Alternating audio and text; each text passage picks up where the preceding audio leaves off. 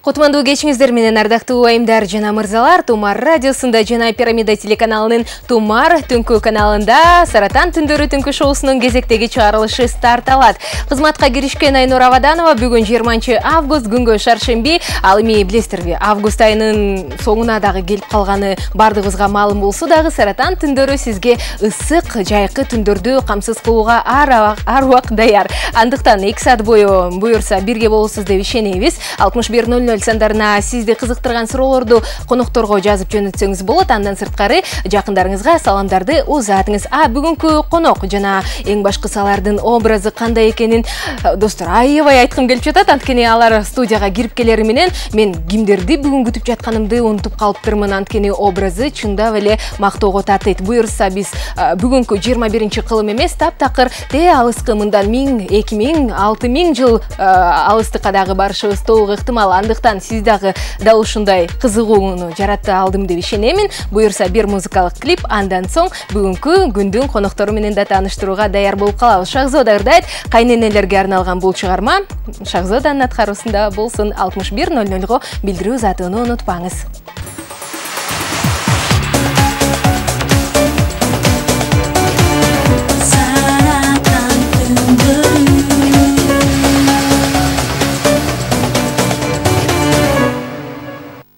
Саратан түндөрү түнкү шоусу жаңыдан гана старт алды. Эгерде көгүлтүр экранга же Тумар радиосун эми гана күйгүзсөңүз, анда биз сизге айтып өтөлү. Бүгүнкү конокторубуз абдан мыкты образда жакшынакай даярданып келишкен экен. Бүгүн буюрса 2 саат бою кызыктуу эфир болот деп ишенемин. Буюрса тарых жөнүндө да сүйлөшөбүз. Анда эмесе, ал конокторду тааныштырып өтөйүн. Кыргызстандагы эң популярдуу дуэт, бардыңыздар эле билдиңиздер окшойт. Ал нон-стоп дуэти. Саламатсыздарбы, Чолпон жана Максат? Кайсы дуэт жөнүндө айтып жатат экен, кызык болуп атат бул жерде.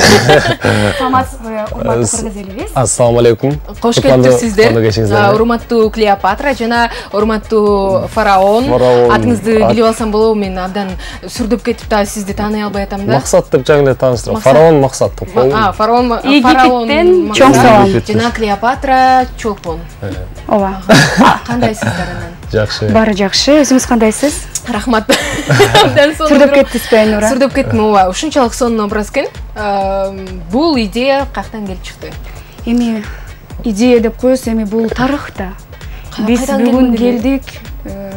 Эми Кыргызстанда көрүш керек. Пирамида канал бар экен, Тумар деген радио бар экен. Пирамиданын өзүнө Фараон өзү дагы албетте биз дагы көрүп өтөйүн деди да, убакыт өткөн соң пирамидам кандай болуп калды деп. Албетте пирамиданы келип карап көрүп кетели деп келдик. Пирамидалар бизге абдан жакын, ошондуктан арттагы көрүп жатасыздарбы? Мындай эми кандай айтсам, кыштарды биз башкача кылып жылдырып койгонбуз, сиздики башкача эле го. Ооба, биз болсо мындай азыркы заманбап стилде кылып койдук да. Жактыбы?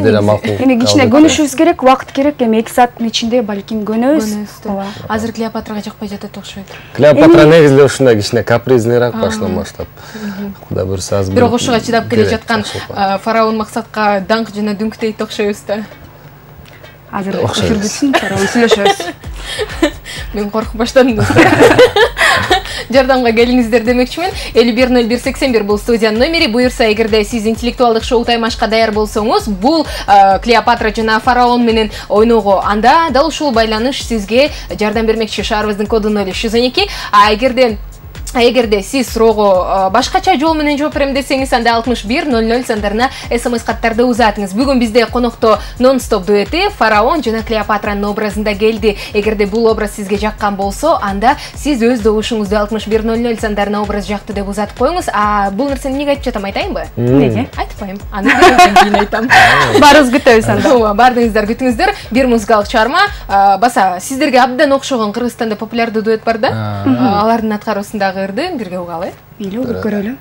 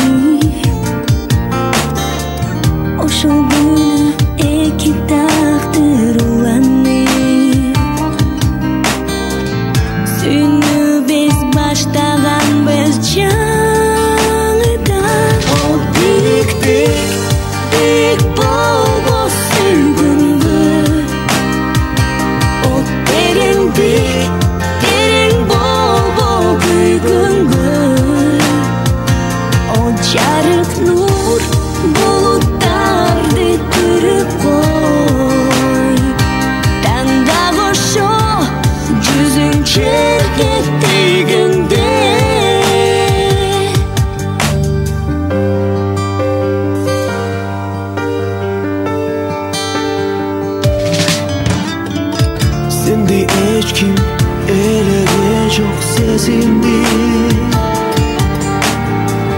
Sende hiç kim kıgırtı çok çölündü.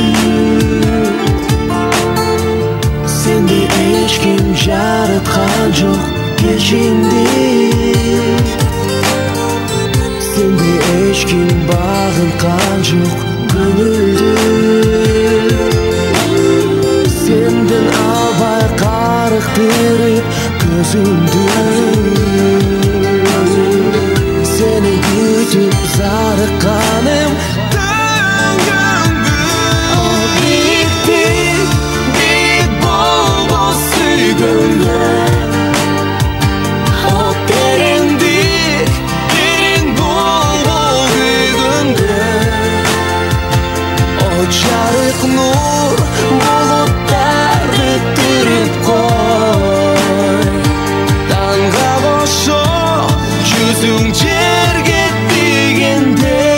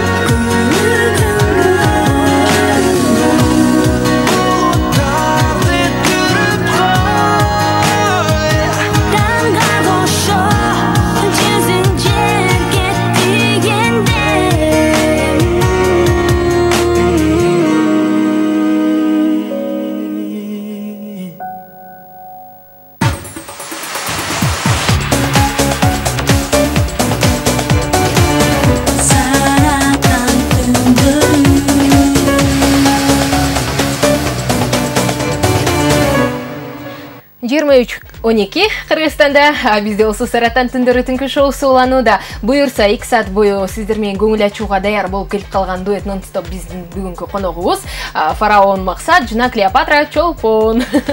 Чолпон, бардыгы эле сурайт болуш керек азыр. Сиз чачыңызды кырктырдыңызбы деп? Эми ушундай программа үчүн, ушундай образ үчүн эмнени гана кылбайсың? Бардыгына даярсыз. Бардыгына даярбыз. Биз абдан кубанычтабыз. Бирок өзүңүзгө жактуу жарышат экен жакшы. Рахмат, өзүмө да жакты. Мындай мурдатан бери эле ойлонуп жүргөм, образымды кичине өзгөртсөм жакшы болмок деп. Анан кийин образды Саратанга барабыз, конокко чакырылдык дегенде образды ойлонуп, анан кийин балким Клеопатрага окшош образды тапсак жакшы болмок деп кырктырдык чачыбызды. Мен кырктым. Максат кыркты. Мен кырктырып, ошондон бери жактыбы? Ооба, жакты. Эми барыңар Максат телефонун жазып алыңыз. Айнура, балким сиз дагы мындай кырктам деп калсамбы? Ооба. Балким мындан да кыска кыркасыз. Мен негизи карай прическаларды жакшы көрөм, негизи Фараон болуп ушу. Жакшы экен, макул. Макул, телефон номериңиздерди алып калам. Оюнга даяр болуп келдиңиздерби? Албетте. Анда угарманыбыз бар экен, угуп атабыз де. Көпкө күттүрбөйлү, саламатсызбы? Ой, коркуп кетти Фараондун. Клеопатра коркуткан жокпу деги. Саламатсызбы? Кийинки угарманыбызды кабыл алууга даярбыз. Алло, саламатсызбы? Алло. Саламатсызбы, атыңыз ким болот? Алло. Алло, саламатсызбы? Алло. Алло, салам алейкум. Тилекке каршы сиз менен сүйлөшө албайт окшойбуз. Байланыш жок болуп калды. Номерибиз 510181, шаарыбыздын коду 0312. Эгерде уюлдук аппараттан чалсаңыз, дал ушинтип чаласыз. Саламатсызбы? Жок, азырынча угарманыбыз жок экен. Ардактуу Клеопатра жана Фараон, кандай суроолорду даярдап келдиңиздер?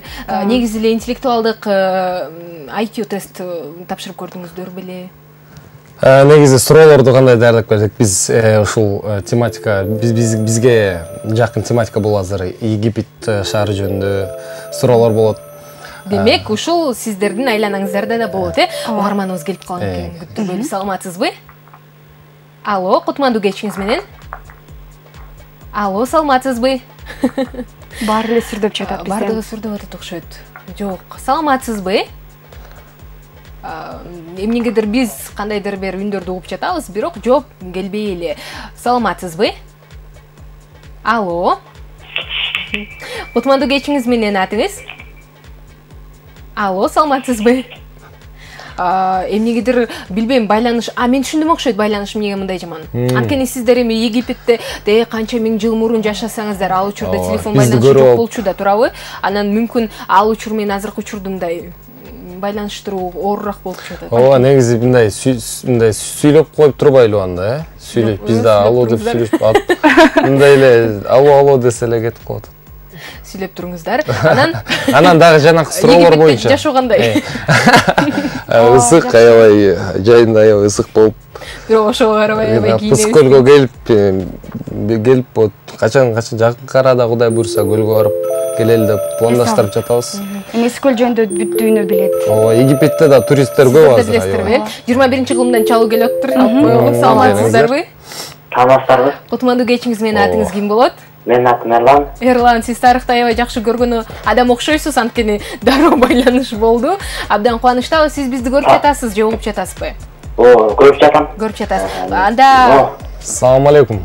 Ноутбук жетиштерге ийгилик, ноутбук жакты. жактыбы? Ой, чоң рахмат. Силерге жакшы. Анда эмесе Эрлан, эгерде биздин оюнга катышууга даяр болсоңуз, анда баштайлыбы? Баштайлы. Баштадык. Анда баштайлы. Алгачкы сурообуз Клеопатрадан болсун. Ошондо Клеопатра канча жашында биринчи жолу турмушка чыккан, анан кийин күйөөсү канча жашта эле? Убакыт кетти, Эрлан, ойлонуңуз. Клеопатра эң алгачкы жолу канча жашында турмушка чыккан, а жанында отурган фараон Максат канча жашта эле? Ушундай болуп кетти. Деп коелу, Деп Эми коелу. азыр багыты жок эле аракет кылалы. Ооба, мына элестетсеңиз, Эрлан, эгерде кыргыздарда байыркы биздин ататекте, мисалы үчүн кыздар турмушка даярбы, даяр эмеспи, кантип билишчү эле? Аларды отургузчу, тебетейди ыргытчу, эгерде жыгылбаса даяр экендечү. Ал мезгил канча куракта эле болжолдуу түрдө? 10-12. Бул кимдин жашы? Клеопатраныкыбы? Ооба. Мен сизге бир багыт берейин. Бул жаш Клеопатрага эмес, башка адамга таандык. Бул сизге чоң багыт, эми жакшылап ойлонуңуз. Клеопатра мени аябай суу көздөр менен жакшы карап койду. Эрлан, акыркы 8 секундуңуз калды. Жакшылап ойлонуңуз, багыт бердим. Клеопатра ал сиз айткан сандан кичине улураак болчу. Дагы бир багыт.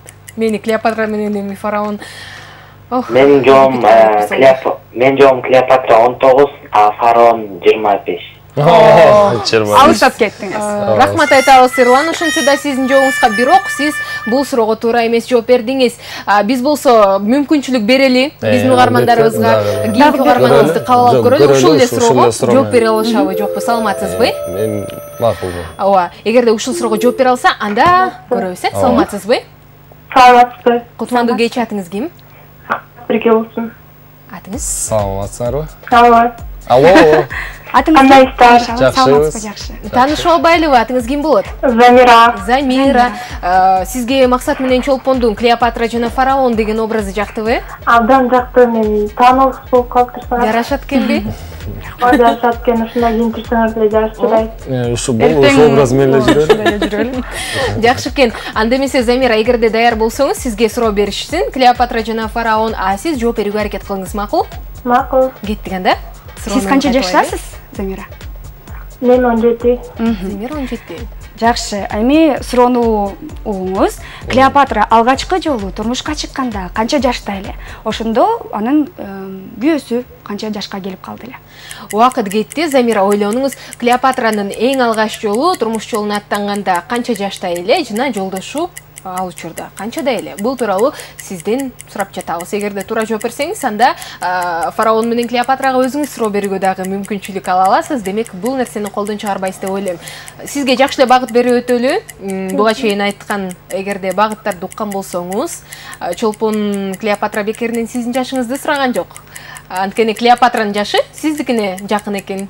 Абдан чоң багыт. Канча? 16. Мейли жакындады. Ал эми күйөөсүнүн жолдошунун Жетиристер бир аз атырпыз, көөсү өзүнөн аябай эле улуу беле. Билбейм, аны айта албайбыз. Ошону айтпагыла. Ошону айта албайбыз. Ошону айта албайт экенбиз тилекке каршы. Акыркы 5 секунд. бир багыт берип коелу. Бересизби? Берип коелу. бериңиз Ал кичүү болчу. Жаш. Клеопатрадан кичүү болчу. Жаш кеткен. Өзүңүз не? 14 жаш. Жакын, бирок Жакындадыңыз. бирок Бирок туура эмес. туура эмес болуп калды. Ошол менен азыр 1-0 эсебинде сиздер жеңишке жеттиңиздер. Куттуктаймын. Алгачкы эле алгачкы эле жооп болбосун. Ал эми достор, бул жоопту айтпайбыз, суроонун жообун. Ооба, СМС билдирүү аркылуу сиз эгерде эң сонун белекке болом десеңиз, мына менин колумда турган Тумар Чекитов медиа порталынан футболка жана жакшынакай кружкага ээ болууну кааласаңыз, анда Клеопатранын суроосуна туура жооп берүүгө аракет жасаңыз. Клеопатра, дагы бир жолу суроону кайталап коюңузчу. Клеопатра турмушка чыкканда канча жашта эле? Ошондо Мен турмушка чыкканда канча? ошондо жолдошу канча жашта эле? Абдан оңой суроо, дагы багытты айтып кетейин. Клеопатра өз инисине турмушка чыккан. Мына ушундай багыттар чоң болду окшойт. 6100 сандарына эң алгачкы келген туура СМС билдирүүнү биз жеңүүчү атоого даярбыз. Ал эми СМС билдирүү демекчи, бизде билдирүүлөр бар экен, аларга кез бербейлиби? Non-stop дуэти сиздердин образыңыздар абдан сонун экен, мага жакты. Ар убак ийгилик каалаймын дейт. Клеопатра, сиз дагы абдан сулуусуз, ар убак бар болуңуз. 1765 абонентинен кийинкиси мындай дейт: салам максат, ишиңе ийгилик, сен менен сыймыктанабыз деп Акен Байкеңдин үй бүлөсүнөн, Акен Байкеңдин үй бүлөсүнөн 13 элек абонентти тааныйт окшойсуз, Жакшы, кандайсыздар Саратан түндөрү? Жана мен жаным Азиза Кимова, салам айткылачы дейт Клеопатра жана Фараон. Азизага чоң ысык салам. Азиза, салам. Жооптор келе баштады, бирок ал жооптор туура эмес. Андыктан сизден дагы күтөбүз. Ишиңерге ийгилик, канттыктардан салам. 75-71 абоненти. Бул шопонго. Анда эмесе, биз болсо, дагы да болсо Клеопатра турмушка чыгып жатканда канча жашта эле, ал эми жолдошу канча жашта эле экенин билүүнү каалайбыз. 6100 сандарына туура жообуз атыңыз. Ага чейин бир жагымдуу клип же чыгарма угабыз эгерде Тумар радиосунда бизди угуп жатсаңыз.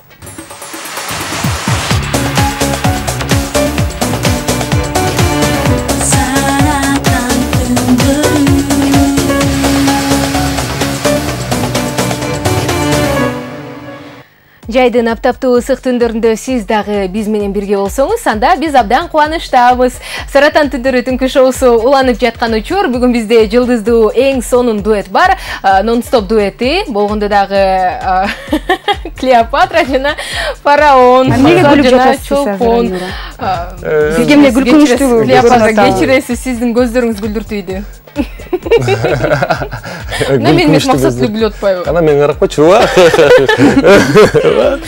Ал эми биз болсо оюнду улантабыз. Эсеп 1-0, эгерде эсимен чыкпаса 1-0. Жана сиздердин сурооңуздарга бирок жооп жок. Кандайча? Жооп жок болчу буга чейин. Ооба, азыр бар, коркпоңуздар. Мындай суроо жаңырды эле. Суроо болсо Клеопатра кайра айтып койсоңуз. Кайрадан айтып коеюн. Клеопатра алгачкы жолу турмушка аттанганда канча жашта эле, ошондо жолдошу дагы канча жашта эле? Жолдошу иниси беле? Ооба, иниси. Ооба, иниси болчу. Анан эми багыттар да керек го дейм.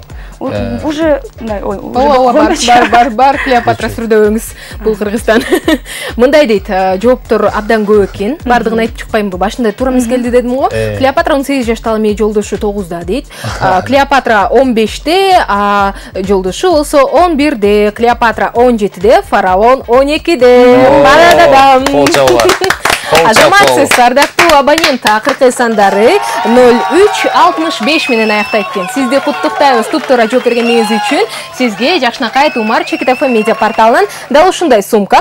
Ичинде албетте кур эмес, футболкасы бар, жана жакшынакай кружкага дагы ээ болдуңуз. Сизди куттуктайбыз. Сиз менен биздин кесиптештер сөзсүз түрдө байланышат. Ал эми алгачкы суроого дагы жооп табылган соң кийинки суроолорду угармандарга берүүгө убакыт келди. Саламатсызбы?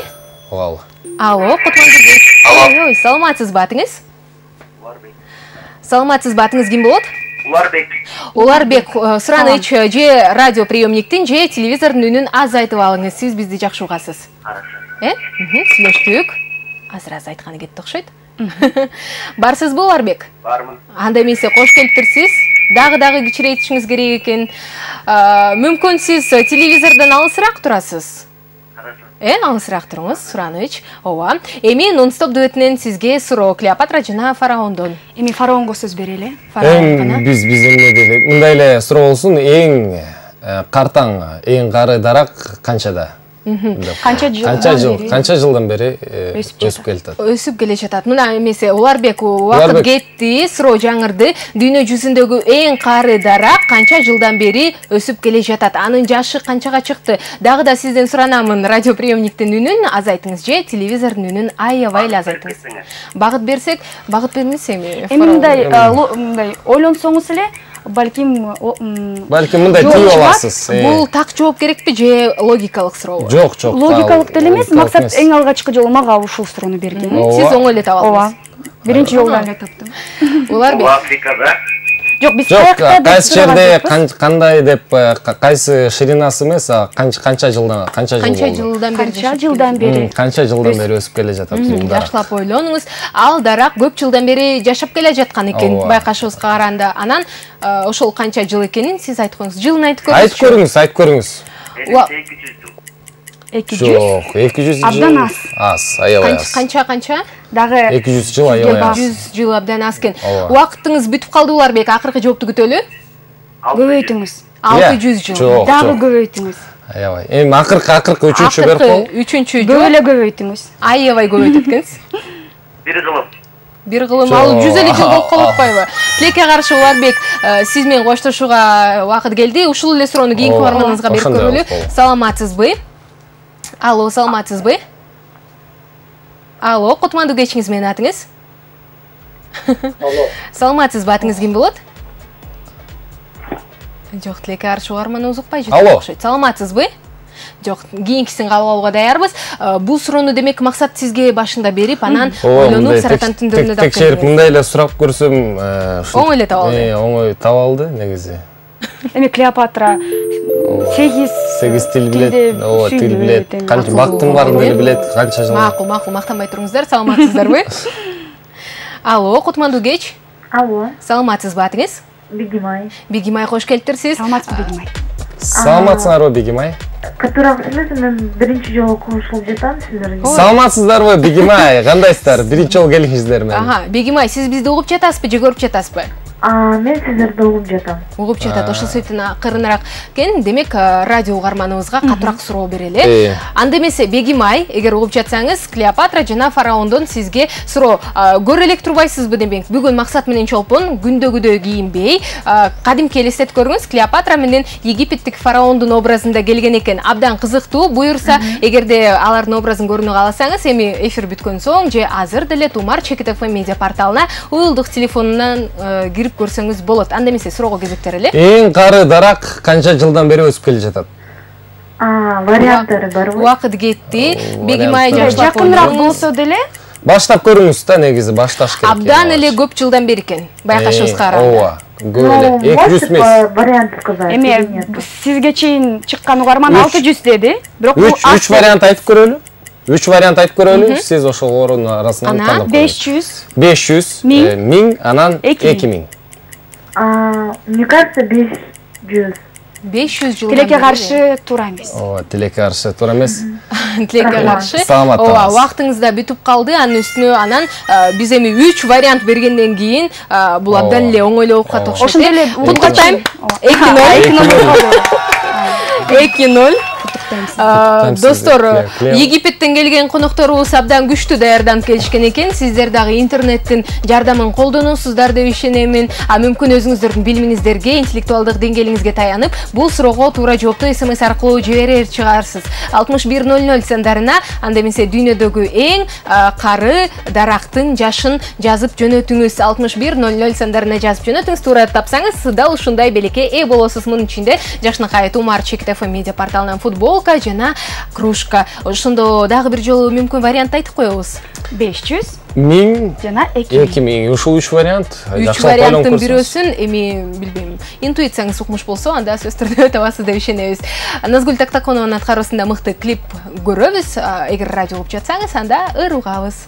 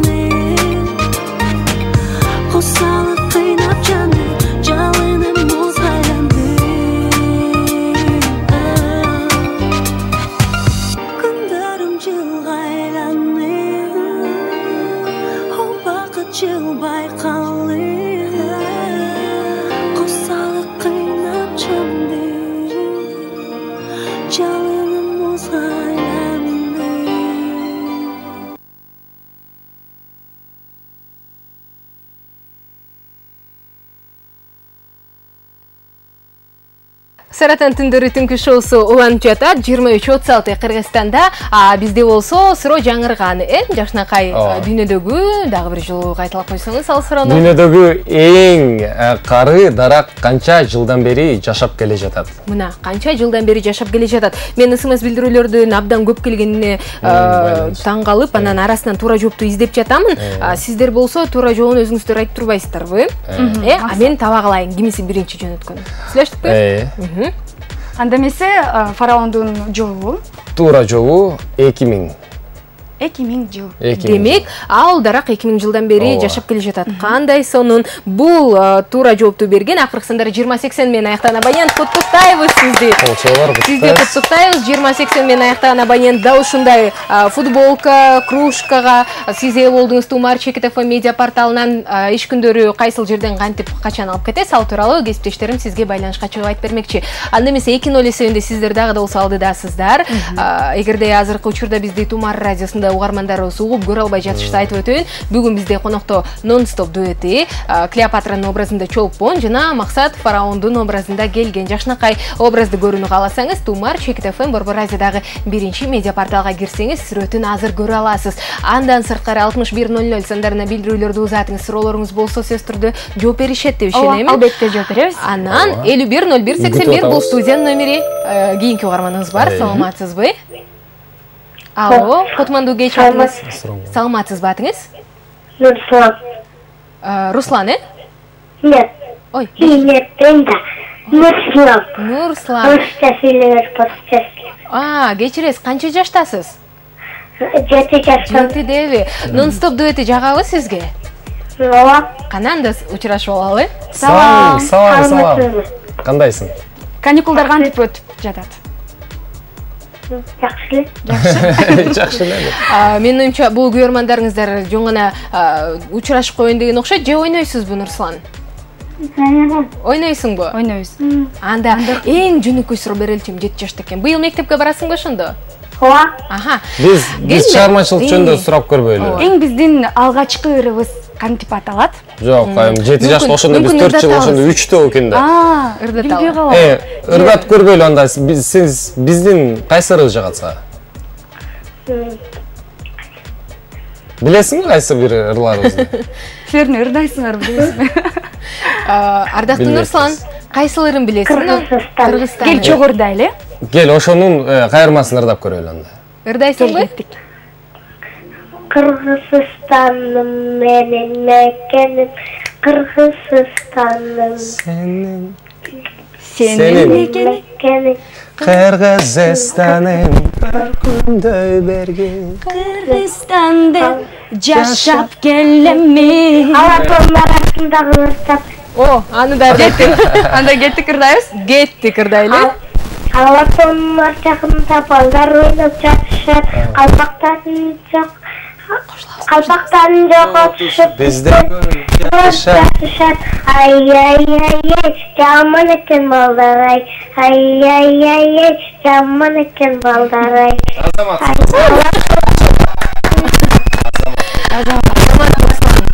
Нурслан, мындай ойнотпой деле билек берсек болобу? Биз Клеопатра фараон болуп суранып жатабыз сиздерден. Аха. Клеопатранын атынан белек сизге анда Нурслан.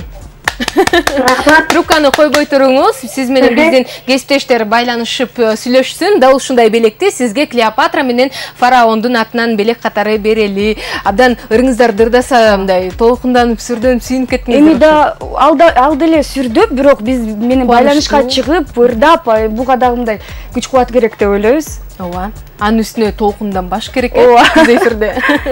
Жакшы. Кийинки угарманыбыз бар, окшойт оюнчубуз. Эгерде келип жатса, анда кабыл алууга даярбыз. Телефон номерибиз болсо 510181, шаарыбыздын коду 0312 ага чейин билдирүүлөрдү окуп турайын. Саламнан стоп дуэти силерге ийгилик дейт. Чоң рахмат. Чоң рахмат. Саламатсызбы? Алло, саламатсызбы? Кутмандуу кечиңиз менен. Жок, тилекке каршы сиз менен байланыша албайт окшойбуз. Кийинки угарманыбызды күткөнчө мен СМС билдирүүлөргө кезекти берейин. Чолпон, сен ар дайым ушунча боек колдоносуңбу же күндө мындай боек колдонбойсуңбу деген окшойт. 19 Клеопатра болуш үчүн абдан көп эле нерсе кылыш керек экен. Чашы да кыркыктык, эми Клеопатра баарыбыз эле билебиз, анын мындай сулуулук секреттери, сырлары абдан көп болчу. Ошолор сырлар менен бөлүшүп кетти. Ошондуктан бүгүн мен Клеопатранын образында бул жерде отуруп жатам. Ошол себептен косметика көп колдондуңуз. Күнүмдүк жашоодо мен билген адамдар болсо билет, мен күнүмдүк жашоомдо өз мындай бетиме эс алыш керек деп ойлойм. Гана кам көрөсүз. Угарманыбызды кабыл алат окшойбуз. Саламатсызбы? Алло, саламатсызбы? Алло. Кутмандуу кеч, атыңыз ким болот? Атым Эльвира. Эльвира, кош келиптирсиз. Нон-стоп дуэти менен учурашып алыңыз. Учурашып алыңыз, да? Саламатсызбы? Кандайсыңар? Баары жакшы, өзүңүз кандайсыз? Жакшы. Эльвира, образы жактыбы сизге? Рахмат. Жарашыптырбы? Окшошуптурбу? Жарашты. Анда болду, эми суроону берели. Кимиңиздер бересиздер? Бериңиз, Клеопатра. Мен берейинби? Мейли. Анда сурообуз мындай болсун. Египеттен алыстайлы. Ичине сакура. Кайсы мезгилде гүлдөйт? Демек, убакыт кетти. Эльвира, жакшылап ойлонуңуз. Сакура расмий түрдө кайсыл айда гүлдөп баштайт? Кайсы? Кандай дейсиз? Сакура дарагын билесизби?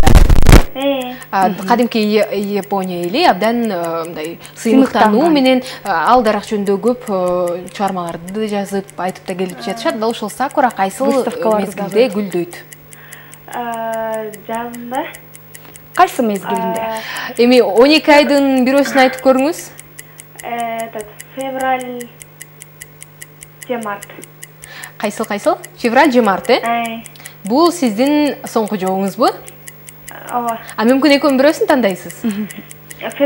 Февраль. Ошондо Клеопатра суроого туура жооп деп кабыл алалыбы?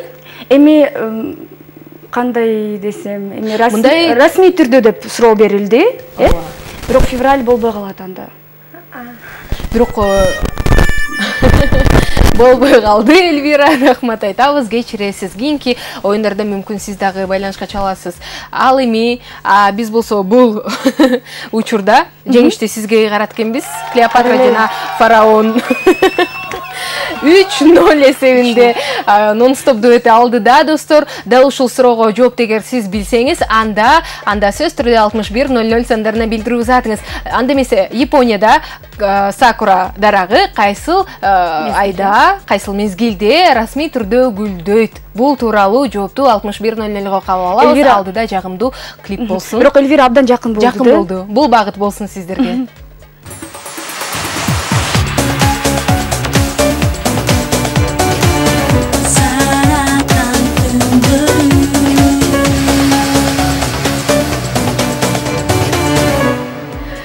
Достор, Саратан түндөрү түнкү шоусу уланууда. Кызыктын бардыгы алдыңкы мүнөттөрдө дагы, азыр дагы болуп жатканы көрсүз да кош келиңиз. Пирамида телеканалынын Тумар түнкү каналына жакыныраак отуруңуз. А эгерде жолдо бара жатсаңыз же Пирамида каналын көрүүгө мүмкүнчүлүк болбой жатса, 102.5 жана 103.2 жыштыгына кошулуп Тумар радиосун уксаңыз болот. Анда эмесе, бүгүн Клеопатра жана фараон конокто. Салам. Салам. Нон-стоп дуэти баса тааныштырып өтөйүн. Эгерде бул кайсы Клеопатра кайсы фараон деп таң калып калгандар болсо, жакшы оюнду уланталы, э? Ооба. Угарманыбыз бар, саламатсызбы? Ооба, саламатсыз. Котмандуу кечиңиз менен атыңыз? Атым Бегимай. Бегимай, кош келиптирсиз. Оюнга даярсызбы? Ооба, даяр. Учурашып алыңыз. Саламатсыздарбы, Бегимай? Саламатсыздарбы? Образыңыздар аябай жакты мага. Чоң рахмат. Рахмат, чоң. Биз абдан кубанычтабыз. Анда эмесе, Чолпон Максат суроону берели. Максат. Жанагы сурообу? Жок, ал суроонун жообун азыр айтабыз, ал эмес башка суроонуку. Менин азыр баш кийимим негизи бул Древний Египетте бул баш кийим корона. Корона да негизи бул фараондордо корона. Ушул коронанын аталышы кандай экен? Демек кадимки королдордун коронасы болсо, бул фараондордун коронасы. Убакыт кетти. Бегимай, демек кыйыныраак суроо, э? Кыйын экен. Мүмкүн башкы тамгасын айтып коесуз. Ал жардам деле бербейт деп ойлойм. Мен таппай калгам. Негизи абдан биз ал сөздү колдонбойбузбу же кайсы жердебиз? Египетте болсок башкача болмок. Ошондо Бегимай кандай дейсиз? Багыт берсеңиз. Багыт, ошо багытты сурай албай жатам да. 4 тамгадан турат. 4 тамгадан эле турат. Биринчисин айтып коелу. П тамгасы. Сен билесиң. Бегимай 4 тамгадан турат экен, П тамгасынан башталат. Бул эмне болушу мүмкүн? Унутпабаса фараон өзү. Мүмкүн дагы бир багыт. Экинчи фараон өзү унутуп калган. Жок, ал эмес. Ал сөздү биз угуп жүрөбүзбү 21 кылымда? 21 Жакын сөздөрдү барбы? Ошол сөзгө окшошуп кеткен. Жок, жакында сөз жок. Негизи интернет менен колдонуп да 21 кылымдагы адам. Интернетке бүт ишенич. Ошондо убакыт бүттү жана Бегимай, убактыңыз бүтүп калды, жообуңуз барбы? Кандай? Жок. Тилекке каршы сиз менен коштошот экенбиз. Бирок бул суроо эмне үчүн берилди да? Эми айтып кетчү нерсе баары билип калсын деп берилди да. Мына ушундай биз ошентип эле ойлогонбуз. Ушундай баш кийимди көргөндө билишсин, музейге барып калса, ай мен билем да. Нон-стоп дуэти кирип келгенде ушундай суроо берилген, ошондо мен билип калгам. Жакшы. Угарманыбыз билет окшойт, анткени абдан чалып жаткан учуру 510181ге жана бул жакта дагы СМС билдирүүлөр абдан көп келүүдө. Сиз да узатыңыз 6100 сандарына. Бул суроого жоопту азыр кийинки көрүүчүбүздөн сурап көрөлү. Саламатсызбы? Алло, саламатсызбы? Кутмандуу кеч атыңыз? Саламатсызбы? Атыңыз ким болот? Айсулуу, суранабыз сизден радиоприемниктин добушун азайтыңыз же телевизордун үнүн азайтыңыз? Азайттыңызбы? Алыстадыңызбы? Алыстадым. Жакшы экен. Нон-стоп дуэт менен учурашып алсаңыз болот? Саламатсызбы? Саламатсыздарбы, кандайсыз? Жакшы. Суроого даярсыз? Жакшы. Жактыбы? Көрүп жаткан экенсиз Айсулуу. Демек биз кубанычтабыз, анткени суроодагы дал ушул образ жөнүндө. Дал ушул образ жөнүндө негизи ушул менин баш кийимим кандай аталат? Ардактуу Айсылуу, суроо жаңырды. Сизден дагы да болсо суранамын, радиоприемниктин же телевизордун үнүн абдан эле азайтып алыңыз. Бизге тоскоолдук жаратып жатат. 2 ай нур болуп кетти. Багыттар бересизби? Негизи жана багытты туура эмес берип алыптырбыз. 4 тамга эмес, 5 тамга экен. Биринчи тамгасы П 6 ура. Дагы бир багыт берекетел Ш экен. Пыш ошондо. Андан ары кандай? Ойлонуп көрүңүз. Шик 4 тамга, 5 тамга. Келиңиз, ойлонуп көрүңүз. Акыркы тамганы айтып койбойлу ошондой тамганы. Т деп койгон. Т? Экиле тамганы табышыңыз керек ошондо. Пыш бирдеме Т болуп калды бизде. Аягы Т. Бул абдан чындап эле оор суроо экен. Эми билбейм, фараондун баш кийимине кимдер кызыгып жүрөт. Фараондор өзү эле ат коюп туруп эчке айтпайлы ошону. Ойгону эле бул Тамгасын айтпаса. Т тамгасы. Эми бул Саратан түндөрү биз мындай негизи тамгаларды айтууга деле мүмкүнчүлүк берчү эмес элек да, негизичи. Бирок мындай кыйыныраак суроо болуп калды. Ошондуктан Күн сайын сиздерге фараондор келбейт да. Кезде ойлонуп көрүңүз. Иә. Кушан. Жакындады. А тамгасынын ордуна башка тамганы көрүшүп. Жок, ушунт эмес. Демек, Жакын. жок, тилекке каршы 3 вариант кабыл алдык. Ошентсе дагы. Бирок мындай Кошолор сиздерге. мен уялып атам ушундай немегечи, ушундай. Келип алып ушу Кыргызстанга келип. Абдан уялчак Клеопатра менен фараон келген окшойт. 4-0 эсебинде сиздер алдыдасыздар. Бирок азыр бизди көрүп жаткан угармандарга көрөрмандар албетте табышат, анткени Google азыр бар. Ошону айтып атпайм, интернет бар, колдо. Анда эмесе, урматтуу Клеопатра жана фараон, бул суроону да бир жолу кайталап коюңуздар. 6100 сандарына сиз болсо туура жооп узатууга даяр туруңуз. Да бир жолу суроо. Бул баш кийимдин аталышы кандай? Суроо жаңырды, бир музыкалык чыгарма, андан соң сөз түрдө биз жоопту дагы байкайбыз. Ага чейин, буга чейинки суроонун жообун аныктайлы. Кандай суроо жаңырды эле? Эгер адашпасам, Сакура тууралуу суроо жаңырган. Кайсы айда гүлдөйт? Мына дал ушундай суроого эң алгачкылардан болуп, бул жакка жоопту жиберген акыркы сандары 8850 менен аяктаган абонент кол чабуулар сизге. 8850 абоненти сизге дал ушундай Тумар Чекит ФМ медиа порталынан сумка, ичинде футболкасы бар, жана кружкасы. Буюрса, кантип кайсыл жерден алып кетесиз, аны кесиптештерим айтып бермекчи. Расмий түрдө дал ушул Сакура март айында гүлдөп баштайт экен. Бирок дагы жыл сайын өзгөрүлүп кетет экен. Эми ушундай да жашообузчу өзгөрүлөт. Ошондон кийинки учурларда мындай кечирээк, эртерээк болуп калат. Бирок расмий түрүндө март айында. Март айында Токиодо, Токиодо. Нон-стоп образга 5 силерге дейт. Абдан азаматсыңар. Привет, Нон-стоп. Меня зовут Мерим, я ваша поклонница и знаю все ваши песни. Привет, Мерим. Чоң салам. Кийинкиси салам Нон-стоп. Бүгүн биздин балабыздын туулган күнү эле, куттуктап коелачы. Аты Шабдан дейт. Шабданчык туулган күнү менен. Чоң жигит бол, жолуң ар дайым ачык болсун, ата энеңди сыйлап жүрү ар дайым. Ошондой эле абдан бактылуу бол. Бул эң негизгиси экен. Мына ушундай Клеопатра жана фараондун Шабданга жагымдуу каалоо тилектер болду. Сизден да 6100 сандарына билдирүүлөрдү күтөлү. Биз болсо жагымдуу ыр угабыз. Эң мыкты трек Омардын аткаруусунда болсун. Бирге болом.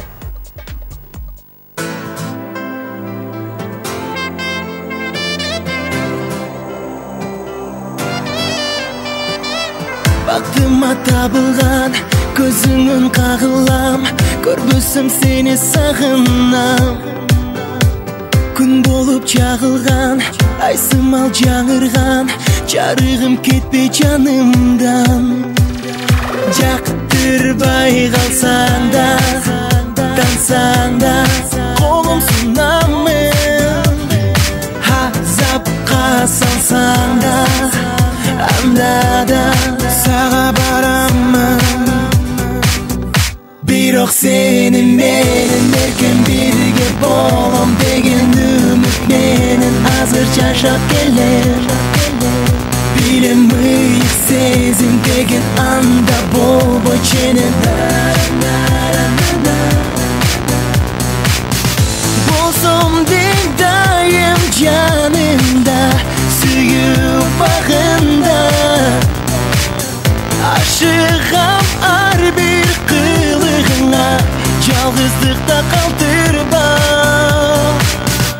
арман кылбай ардагымай түбөлүктү көйүм болчу жүрчү тыңдай жүрөм ырдай сүйүмдү сага деген жүрөгүм анап жүрсөм деп жандап жарашып сени мен бирок сени менен эркен бирге болом деген үмүт менен азыр жашап келем билем мыйык сезим деген анда болбойт ченем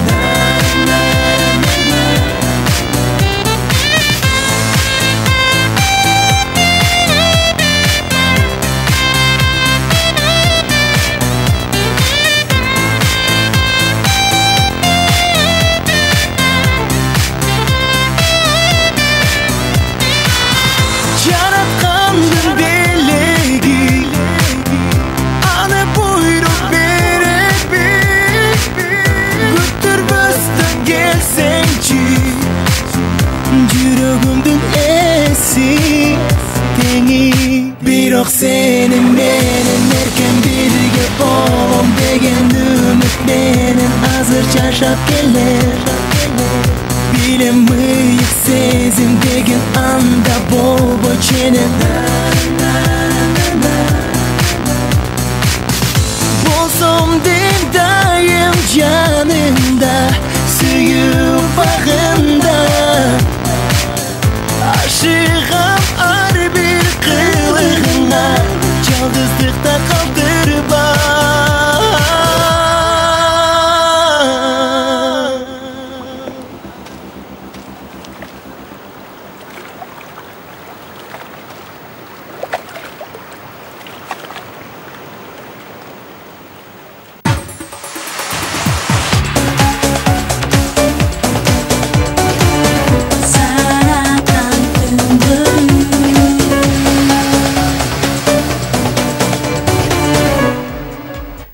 Жаңы күнгө дагы кош келиңиздер, достор. 21 август күнгө эми бейшемби.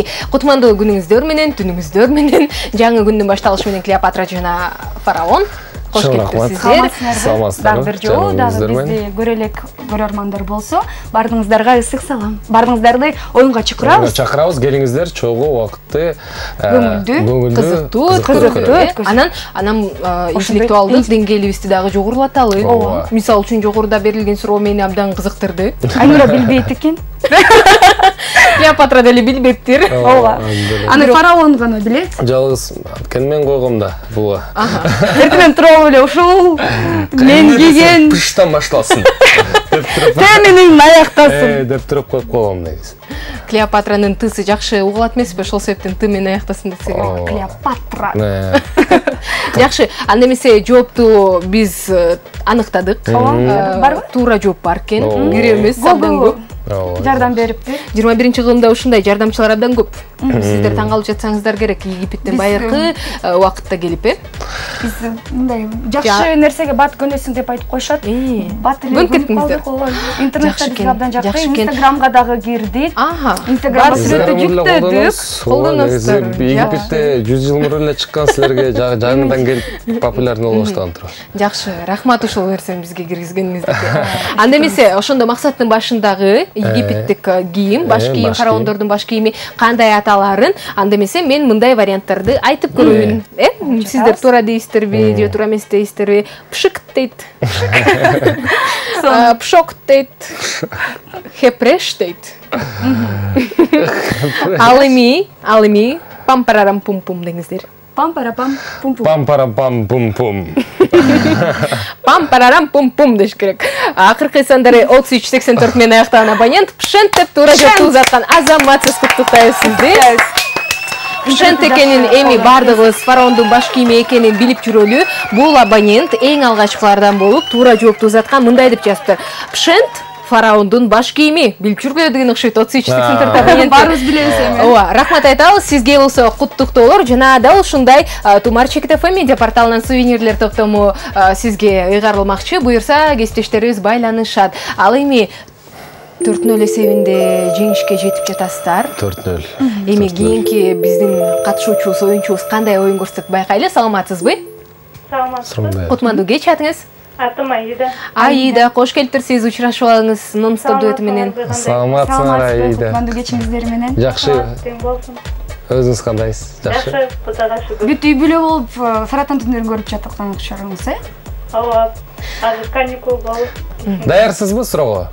Кеттик анда. Клеопатра. Клеопатра сөз. Эң алгачкы канализация канча миң жыл мурун кайсыл жерде табылган, пайда болгон десем туура болот. Колдонулган десек туура болот окшойт, Анда суроо жаңырды, убакыт кетти. Эң алгачкы канализация системасы. Багыты Европа өлкөлөрүндө да, Аны айта албайбыз. Мындай датасын билиш керек беле, кайсы өлкө? Кайсыл жерде болсо деле. Кайсыл жылыбы? Же өлкөнү билип болуу? Өлкөнү эле. Негизи ардактуу Аида, эскерте кетиш керек, бул тарыхтан алынган. Жана ал суроого мындай эки өлкө бар да. Бирок экөөнүн бирөөсүн айтсаңыз эле биз туура деп кабыл алабыз. Ошондой болобу. Анан ал көп жыл мурун болгон экенин да эсибизге салып өтөлү. Анан калганын эми айта албайбыз. Жакшылап ойлонуп көрсөңүз Жылды болот. айтпайлы, азыр өлкөнү эле айтпайбы деп. Өлкөсүн эле айтыңыз. Абдан оңой суроо. Анткени. Азыр бүткүл пирамиданын атмосферасында эле. Ооба, мына сизге абдан чоң багыт. Пирамида телеканалында фараон Максат жана Клеопатра чолпон келген. Керек болсо пирамидада отурабыз, Тумар радиосунда угуп жатасыз бизди. Убакыт бүттү. Древний Римде пайда болгон, Бул туура жооп. Экинчи жооп болсо бул пирамидалар жайгашкан Египет болчу. Азаматсыз, куттуктайбыз сизди. Аида, азаматсыз. Эми трубканы койбой турмай жок. Анткени сиздин суроону эми оюн башталды. Эми сиздин суроого Клеопатра менен фараон жооп табабы, байкайлы. Клеопатра баарына жооп табат го дейм. Меники логикалык суроо болот да. Мейли, угалы. Эми алдынан караганда Иван, артынан караганда диван. Бул эмне? Иван. Суроо жаңырды, убакыт кетти, 1 минут берилет. Сиздерге дагы жакшылап ойлонуңуздар. Алдынан караганда Иван, артынан карасаң диван, Иван диван да бол. Иван дорун диванда отуруп алыптыкпыз. Туура ойлонуп атасың. Туура ойлондукпу? Диванда Иван отурат. Иван отуруп диванда көрүп атат, телевизор көрүп атса, алдынан Иван отурат, артында диван болуп атат. Ооба, Туура. Ой, азаматсыздар. Аида, жакшы экен. Эми сизге чечүүчү суроону нон-стоп дуэти бермекчи. Сиз болсо кунт коюп бугуңуз. Клеопатрада сөз берели, суроолорун Суроолорду мага берди. Мейли. Жооп берүүчү Максат Биз жооп берип турабыз, сен суроо бер. Анда эмесе баштайлы. Биздин группабыз тууралуу суроо болсо, эң алгачкы кайсы ырыбызга биз клип тартканбыз? Суроо жаңырды, Аида, жакшылап ойлонуңуз. Нон-стоп дуэтинин кайсыл ырына клип тартылган? Жеңил. Алгачкы. Эң алгачкы клипти кайсыл ырынан тартылган? Ушундай дейли суроону. 1 минут убакыт берели. Кичине ойлонуп турайын. Ойлонуп туруңуз. Кайсыл ырлары бар экенин эстесеңиз болот. Башында Эмнеден баштадыңар эле? Эң алгачкы ырыбызды билесиз да? Жакшылап. Нон-стоп деген. Нон-стоп ал. Бирок аларга клипибиз тартылбай калган. Мына бул чоң багыт сизге. Кийин экинчи чыгармасы кандай аталды эле? Дагы Мындай. багыт. Тилиңиздин учунда турат. Орусча. Ооба, орусча. Бир багыт. Суроо. Бирок биздин орусчаларыбыз абдан эле аз. Акыркы 10 секунд жакшылап ойлонуңуз. Жок. Аида, суроо. Аида, жакшылап ойлонуңуз. Мен сизге чоң эле багыт берип жатам. Орусча, суроо. Абдан чоң Орус багыт берип тилиндеги жатасың. биздин алгачкы ырыбыз. Клип тартканбыз. Ошондо. Сиздин акыркы жооп, убактыңыз бүттү. Айтып көрүңүз. Эмнеге жооп бере албай атасыз, Аида? Мына дагы чоң багыт. Эмнеге жооп бере албай атасыз? Орусчасын эле которуп коюңузчу, Аида, суранам. Бир эмесин укпай калдым просто. Тилекке каршы, Аида. Тилекке Абдан каршы. көп багыт Ооба, мен ойлогом азыр 4-1 болот деп. Бирок болбой калды окшойт, Нон-стопко гол чабуулар 5-0. Эмне анча? Бирок биз достор, мен абдан таң калып жатамын. Египеттен канча миң жыл мурун жашап өткөн Клеопатра менен фараон келсе эле ушунчалык мындай кандай десем, жыйнактуу боло албай калабызбы сүрдөп. Келиңиздер, чогулалы, сүрдөбөйбүз. Мен сиздерге абдан жакшы жардам бергенге аракет кыламын. Байланышка чыгасыз жана бул дуэтти жеңүүгө аракет жасабыз. Ал эми азыр болсо, эми бул суроого билбейм мен жооп билбеген кыргызстандык болбош керек эле негизичи. Анткени биз кыргызча суроосун да берип өттүк. Ал багыттарды абдан жакшы бердик. Нон-стоп дуэтинин дагы бир багыт берип кетели. Бул клип Ысык көлдө тартылган. Ысык көлдө тартылган. Ал кезде Чолпондун чачы белден узун, сары болчу, жакшылап ойлонуңуздар. Жакшынакай түшүп келе жаткан тепкиштен эпизод бар. Лимузин бар. Эми алгачкы клип деп лимузин болсо лимузин. Ысык көл болсо ысык көл. Бардыгын колдонуңуз. Ооба. Этажкалар да бар. Жакшы. Демек, ал клиптин аталышы дагы бир жолго айтылайлы. Нон-стоп дуэтинин эң алгачкы клипи кайсыл ырга тартылган? Бул суроого эгерде сиз жооп бербесеңиз, анда мен билбейм. Мен бул жерден оюнду токтотобуз го дейм анда, А эгерде туура жооп берсеңиз, дал ушундай белек менен сыйлоого даярбыз. Жана бул белек дагы Тумар Чекит ФМ медиа порталынан болгондо дагы кааласаңыз, Чолпон менен Максат колдорундагы кол тамгаларын калтырып кетет. Албетте. Ошентип элеби? 6100 сандарына чамдаңыз, туура жооп күтөбүз. Бир музыкалык чыгарма, андан соң угушабыз жана көрүшөбүз.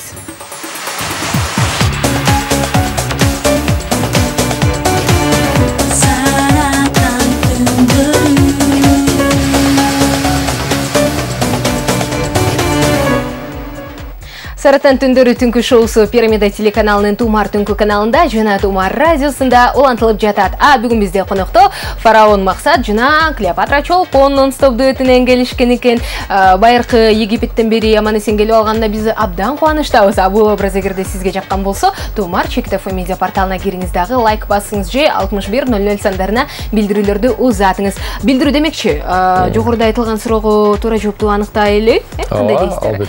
Эми билбейм. Нон-стоп дуэтинин эң алгачкы клипи тууралуу билбеген кыргызстандык болбош керек.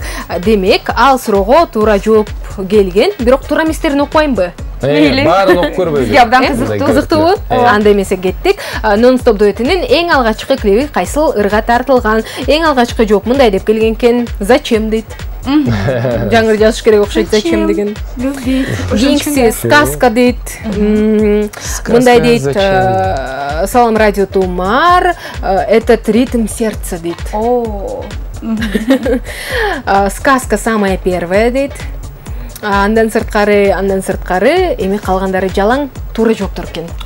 Ошолорго кол чаап коелу. Ооба, туура жооптун бардыгына кол чабуу.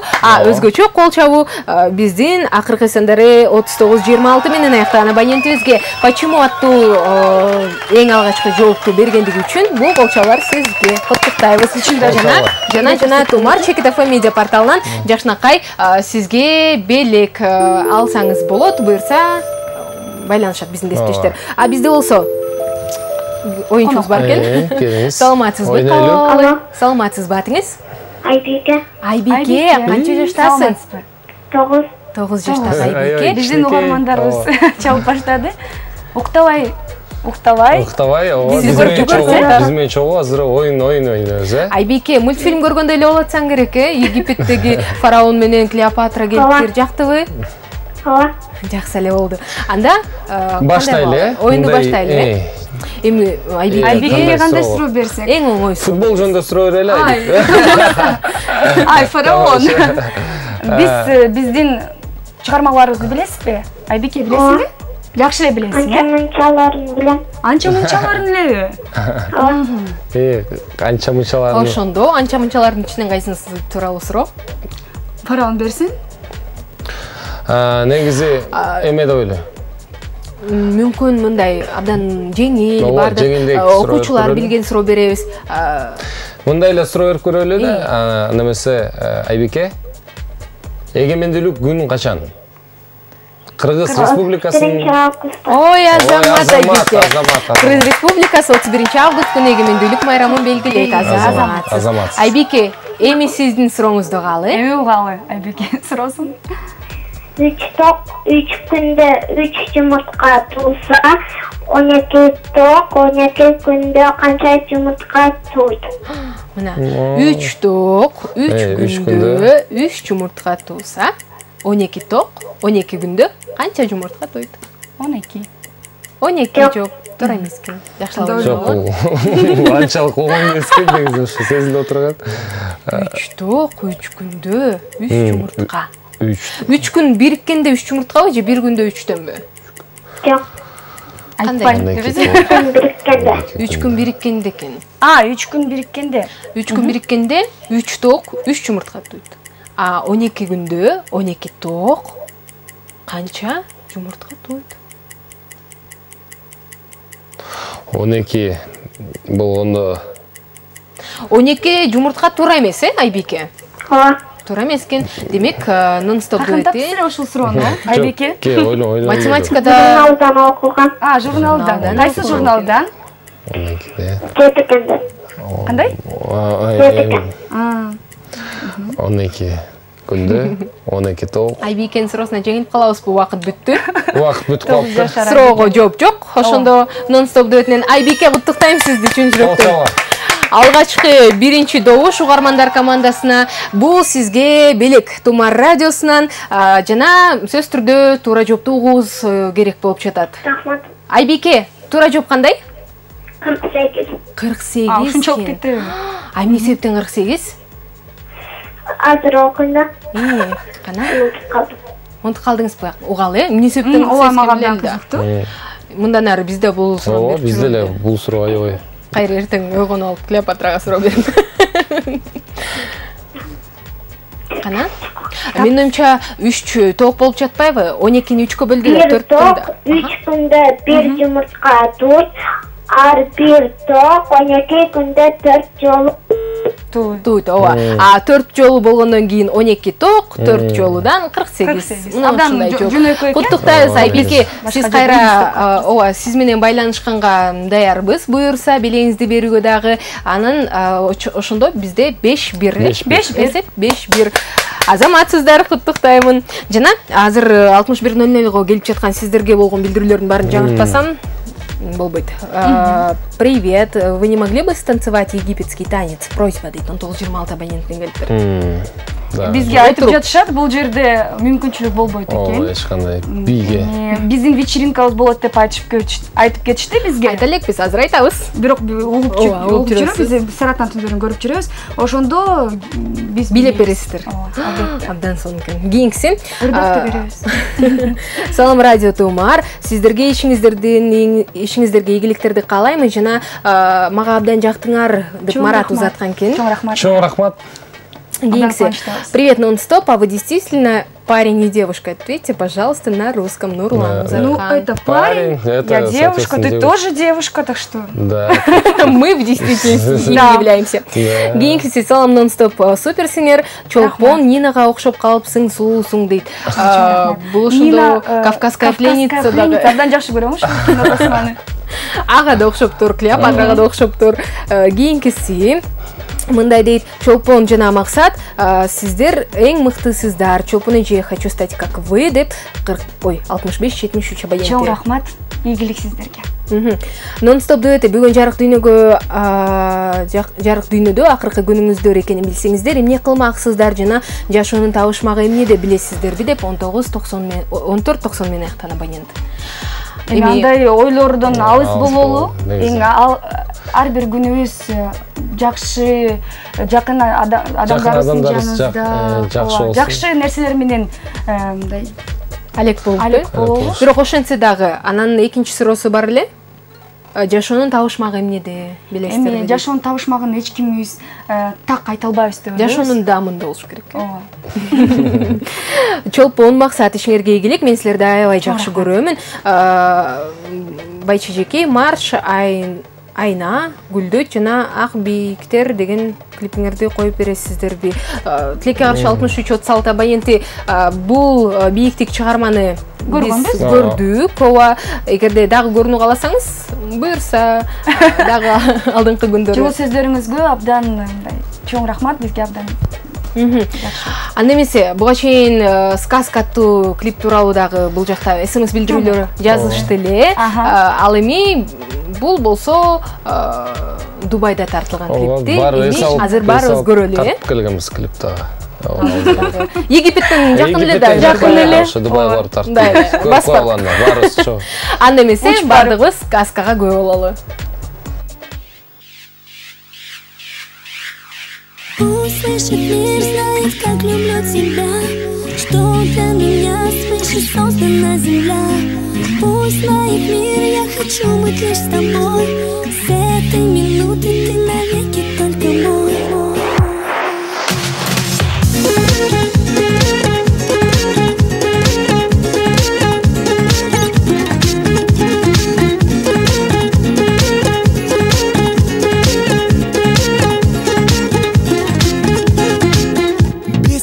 Моя жизнь теряет цвет. Я искал и нашел судьбы ответ. Среди бела дня ты явилась мне так нежданно, неожиданно. Может, это всего лишь мой сон, мною выдуманная сказка вмиг растает белым снегом. Под нее готов засыпать всегда. Пусть слышит мир, знает, как люблю тебя, что для меня свыше создана земля. Пусть знает мир, я хочу быть лишь с тобой. С этой минуты ты навеки только мой.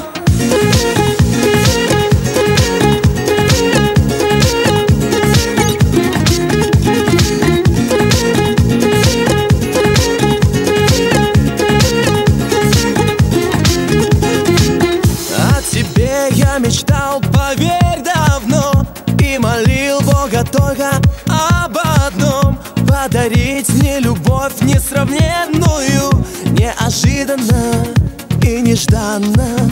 И пускай это будет лишь сном, мною выдуманная сказка пусть растает белым снегом. В этой сказке мы вместе навсегда. Пусть слышит мир, знает, как люблю тебя, что для меня свыше создана земля. Пусть знает мир, я хочу быть лишь с тобой. С этой минуты ты навеки только мой. Без тебя моя жизнь теряет цвет. Я искала и нашла судьбы ответ. Среди бела дня ты явился мне так нежданно, неожиданно. Пусть слышит мир, знает, как люблю тебя, что для меня свыше создана земля. Пусть знает мир, я хочу быть лишь с тобой. С этой минуты ты навеки только мой.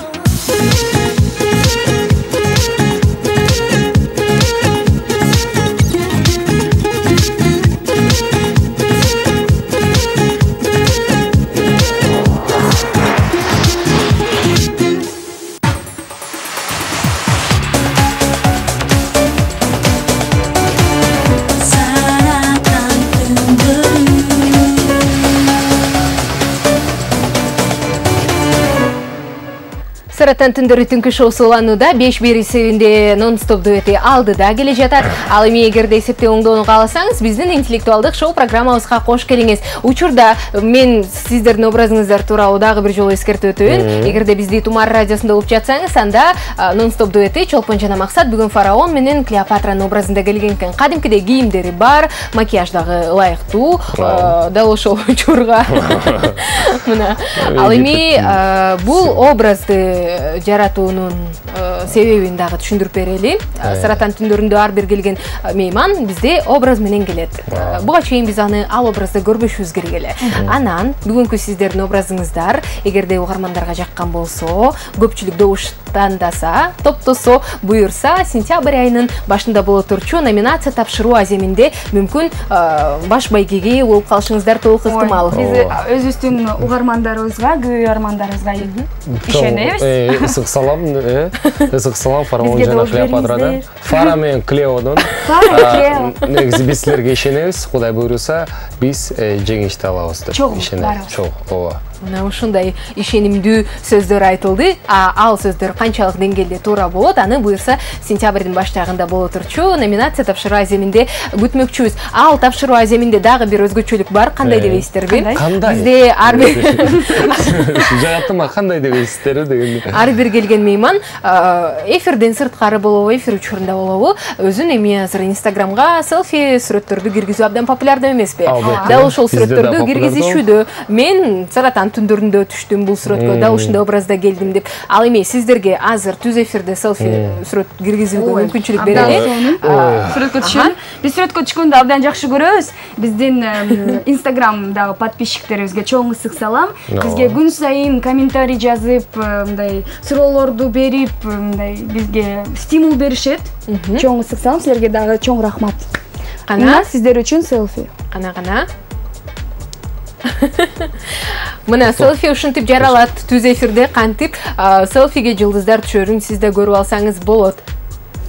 Демек, сүрөт тартылдыбы? Максат, эми сүрөттү көрсөтүп коюңуз, камерага көрсөтүп коюңуз. Мына, кана. Тумардын страничкасына кирип, Инстаграмда албетте бизге лайк коюп коюңуз. Мына, жакшынакай дал ушул сүрөттү эми Инстаграмда Тумар ЧКТФ медиа порталынын өзүнүн өздүк баракчасы бар. Ал жака киресиз, дагы эң көп деген добуштарды топтосо, анда балким бул номинацияда дагы болуп калышыңыз толук ыктымал. Сиздерге ишенебиз. Эми интеллектуалдык программабызды уланталы. Көпкө алаксыбай, саламатсызбы? Алло, Кутмандуу кеч. Саламатсызбы, атыңыз ким? Жаңыл эже, кош келиптирсиз. Саламатсызбы, Жаңыл эже? Саламатсызбы? Жаңыл эже. Чолпон менен Максаттын образы мага жакты. Ой, рахмат. Рахмат. Оюнга өтөлү. Силерге чыгармачылык ийгилик каалайм. Рахмат. Чоң рахмат. Жакшы жаңы клиптерди жаратканыңар деп ишенем. Рахмат, аракет кылабыз, иштеп жатабыз. Ушул оюндун жеңүүчүсү болор болсоңарбы деген да оюм бар. Чоң рахмат. Абдан жакшы, Жаңыл эже. Сиз биз менен ойнойсузбу? Ооба. Анда нон-стоп дуэти сизге суроо берсин. Клеопатра, фараон ким берет? Мен берейин анда. Клеопатра, Клео берсин. Жаңыл эже, сизге суроо. Азыркы Египеттин Борбор шаары. Суроо жаңырды. Жаңыл эже, абдан оңой суроо. Египеттин учурдагы Борбор шаары кандай деп аталат? Кайыр. Азаматсыз. Болчобар. Азаматсыз. Ооба, суроого туура жооп бердиңиз. Жаңыл эже, эми сиз нон-стоп дуэтине суроо берүүгө мүмкүнчүлүк алдыңыз. Кана бул мүмкүнчүлүктү колдон чыгарууга мүмкүн эмес. Угалы сиздин суроону? Табышмак берсем болот. Болот. Анда мындай. Узун ууз келет. Узун бойлуу кыз келет. Денелери шалдырап, бүткөн бою калдырап. Мына, суроо жаңырды. Бул табышмактын жообун эми фараон таба алабы? Дагы бир жолу айтып кетсеңиз. Дагы бир жолу кайталап бересизби, Жаңыл эже? Жакшы. Узун ууз келет. Узун бойлуу кыз келет. Денелери калдырап, бүткөн бою шалдырап. Бул кыргыз элинин кайсыл бир буюм окшойт, Ооба. Бул жол эмеспи? Кандай? Жол эмеспи, жол. Жок. Бул бизге багыт бериңиз эми, Жаңыл эже. Бул нерсени биз колдонобузбу же? Албетте колдонобуз. Азыркы учурда да жаратылыш менен байланыштуу. Жаратылыш менен байланыштуу. Жаратылыштан болсо байланыштуу, Узун кыз келет. Узун бойлуу кыз келет. Ооба. Анан капталдар. Узун бойлуу кыз келет деген бир модель кыз деле элестетип ошойдун модель кыз. Бул природа. Убакыт бүттү. Нон-стоп дуэти жооп барбы?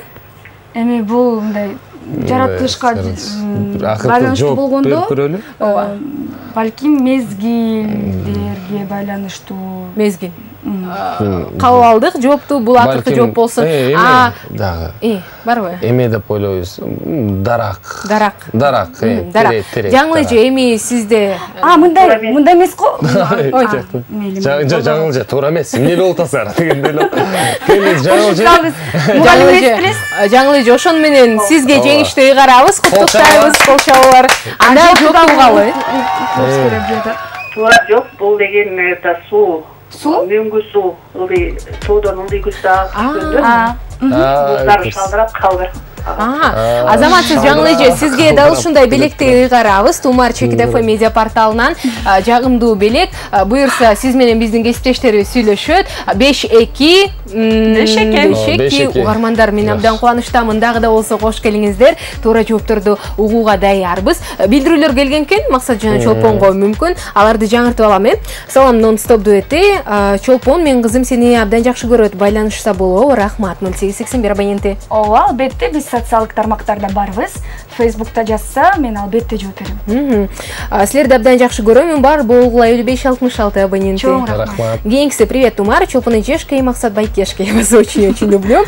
У меня к вам вопрос. В каких социальных сетях вы сидите и как вас найти, Нурджамал?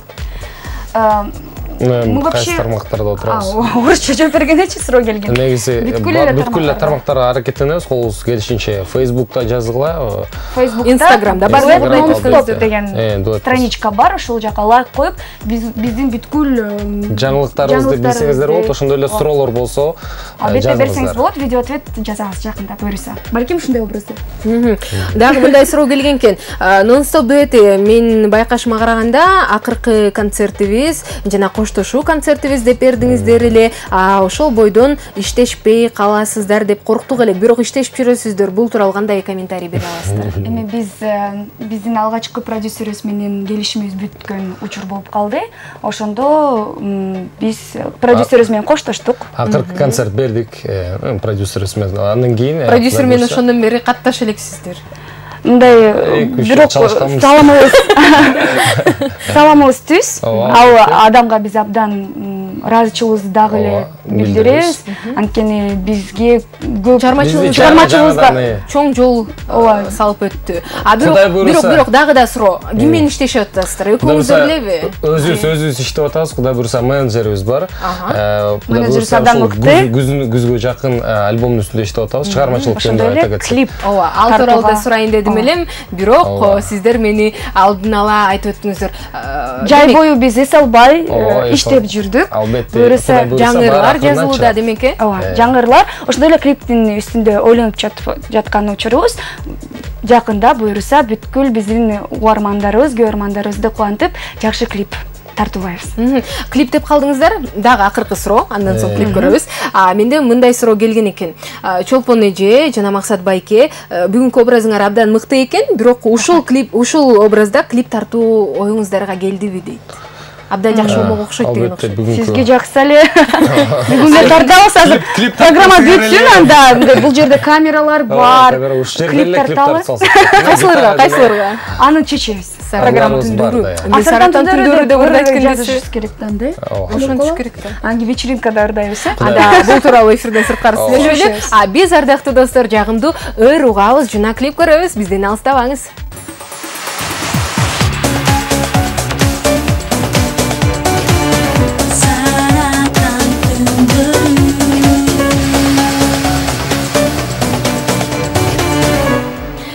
Саратан түндөрү түнкү шоусунун аякташына 23 гана мүнөт калган экен. Демек, бул убакытты текке кетирбей, бир аз суроолорго жооп берели жана эң башкы көпчүлүк угармандар, көрүүчүлөр күтүп жаткан нерсеге дагы кез берели. Кандай нерсе деп Клеопатранын көздөрү. Кандай нерсе? Ырдайсыздар да сөз түрдө. Унутуп калдыңызбы? Ооба, Клеопатра. Клеопатра эми мен ырдаганды да билем да. Билесиздер, унутпаңыз. Мындай суроо келген экен, кандайсыздар Тумар радиосу, нон-стоп сиздер турмуш кургансыздарбы дейт 1206 абоненти. Эми ушундай суроолор 4 жылдан бери эле келип жатат. Биз коллегабыз. Эко тең бойдук. Мындай билдирүү нон-стоп образга 5 азаматсыңар дейт. Кийинкиси дуэт нон-стоп биз силерди абдан жакшы көрөбүз. Бар болгула ишиңерге ийгилик дейт. Чоң рахмат. Чоң рахмат. Дүйнөдөгү бардык жакшылыктарды каалаймын. Чолпон эже жана Максат байке. Мен силерди абдан жакшы көрөмүн. Айдана билдирүүсүн заттыр. Чоң салам сизге. Биз да жакшы көрөбүз Айдана. Кийинкиси мындай деп келиптир. Салам радио Тумар. Нон-стоп дуэтине салам айтып койгулачы жана биздин кичинекей уулубуз Максатка салам айтып койгулачы. Максат, чоң салам. Тёска. Салам Чолпон жана Макс. Ал махаббат деген ырдырда кылачы жанага клип тартасыңарбы 777 менен аяктан абонент кызат. Ойлонуп жаткан учурубуз. Клип тууралуу ойлонуп Тууралуу ойлонуп атабыз. Балким. Максат, Чолпон, формаңар супер. Каныбекке салам жолдоп койсоңор. Каныбек, чоң ысык салам сизге. Канагасы чоң салам. Жана Сарадан канага салам. Кананы бул билдирүү мындай дейт. Нон-стоп образыңар сонун, салмагыңар жана боюңар канча? Чолпон жана Максат 87-81 абоненти ыраазычылык билдиребиз сизге өз убагында.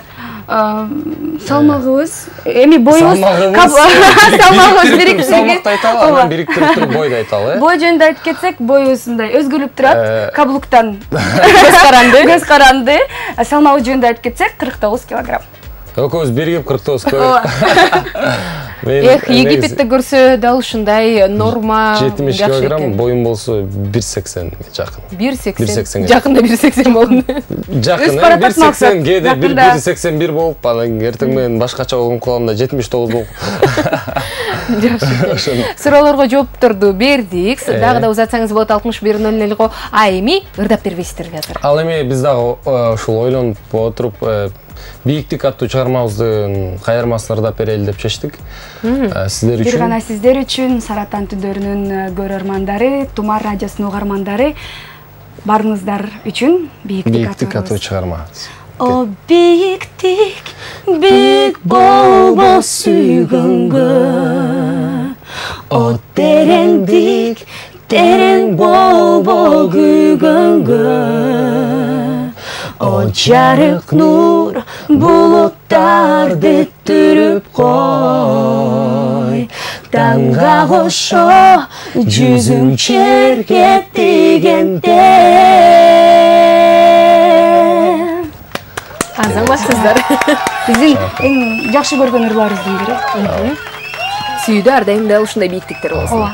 Дагы билдирүүлөр келиптир, эми аларды окубасам болбойт окшойт. Салам радио Тумар, нон-стоп дуэти силерге ийгилик. Мен балам Ислам, силерди абдан баалайт, жакшы тилек айтып койгулачы суранамын. 67-77 абоненти. Исламчык, чоң ысык салам сизге.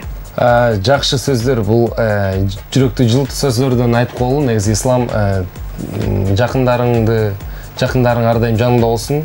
Ийгиликтердин үстүндө жүрө бер, баары жакшы болсун. Мен сол калайбыз, албетте баары жакшы болот. Жакшы. Кийинкиси, кандайсыздар Чолпон эже Максат байке, ишиңерге ийгилик, образыңар абдан жакты, мен силер менен ырдагым келет. 74-47 абоненти. Мындай суроого, сунушка кандай көз караштасыздар? Рахмат, баары жакшы. Трио болууну каалайсыз делиңиздер?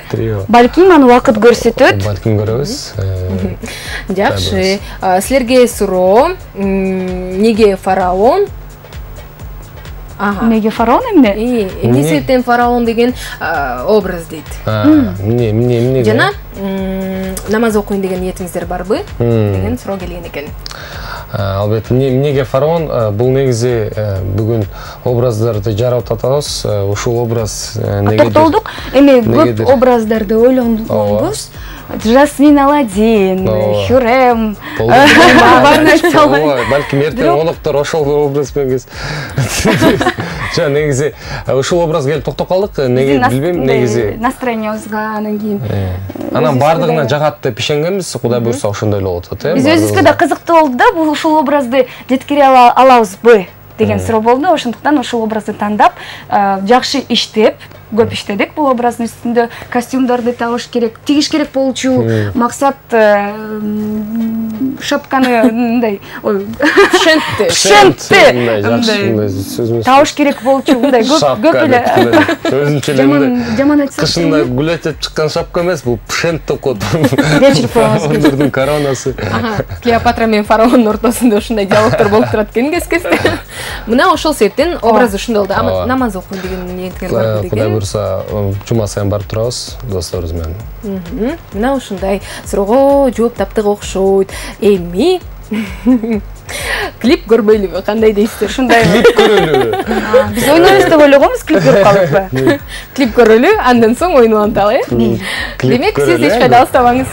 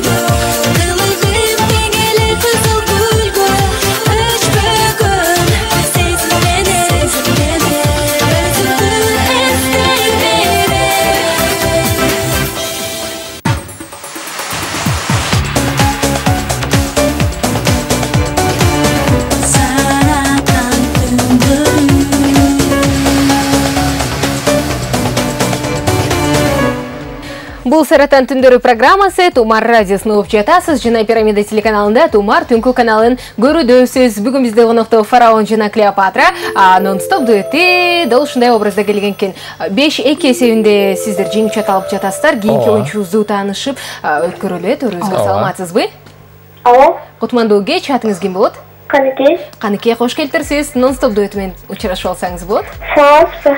Саламатсызбы, Каныкей? Саламатсызбы, Каныкей. Канча жаштасыз? 14.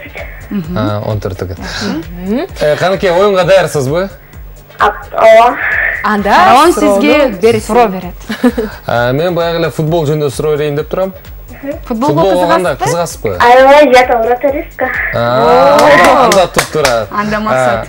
Анда кандай бир жеңилирээк суроо берейинби же кичине оорураак эле суроо берейинби? 14 жашта экен. 14 жашта. Бирок вратаристка экен. Анда кичине оорураак эле суроо берели. Макул, кеттик. 2002-жылы Германия курама командасынын вратари ким болчу? Эми футбол вратарь болсо, эгер бул негизи легенда футбол. Суроо жаңырды, кантсе дагы канекей сизге 1 мүнөт убакыт берилет. 2002-жылы 2002 деп коелу. Канекей, анан сураныч. Интернет деп кетти. Сиз биз менен сизби? Чыркады интернет. Телевизордун үнүн азайтыңыз. Интернеттен тезирээк издеңиз. Германия курама командасын.